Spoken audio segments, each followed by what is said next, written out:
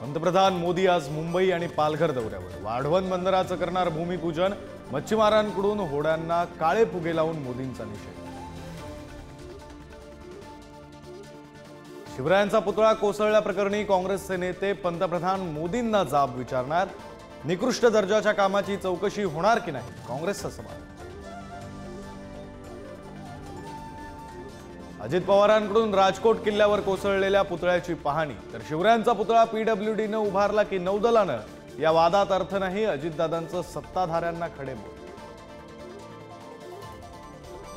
हात लावेन तिथं सत्यानाश हीच मोदींची गॅरंटी। मात्र अशा सडक्या गॅरंटी महाराष्ट्रात नकोत। शिवरायांच्या कोसळलेल्या पुतळ्यावरून उद्धव ठाकरेंचा पंतप्रधान मोदींवर हल्लाबोल। काँग्रेसच्या जितेश अंतापूरकरांनी दिला आमदारकीचा राजीनामा। संध्याकाळी भाजपमध्ये प्रवेश करणार। विधान परिषद निवडणूक क्रॉस वोटिंगचा होता आरोप।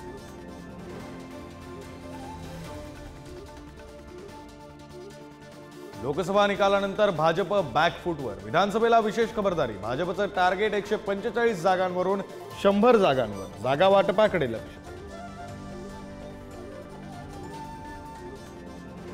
राष्ट्रवादीच्या मांडीला मांडी लावून बसलो तरी बाहेर आल्यावर उलट्या होतात। शिंदेंच्या सेनेच्या तानाजी सावंतांचं खळबळजनक वक्तव्य। पटत नसेल तर बाहेर पडा, दादांच्या राष्ट्रवादीचं प्रत्युत्तर।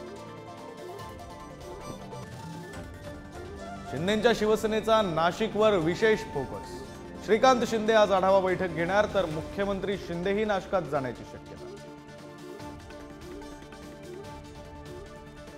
देशातील न्यायालयांमध्ये कोट्यवधी खटले पडून सर्वोच्च न्यायालयात 83,000 खटले प्रलंबित। उच्च न्यायालयात 59 लाख, तर कनिष्ठ न्यायालयांमध्ये 4.5 कोटी खटले न्यायाच्या प्रतीक्षेत।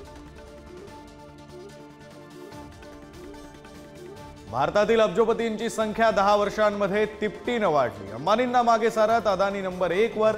अरुण कुबेर यादीत अमिताभ, शाहरुख, जुहीचा नव्यानं समावेश।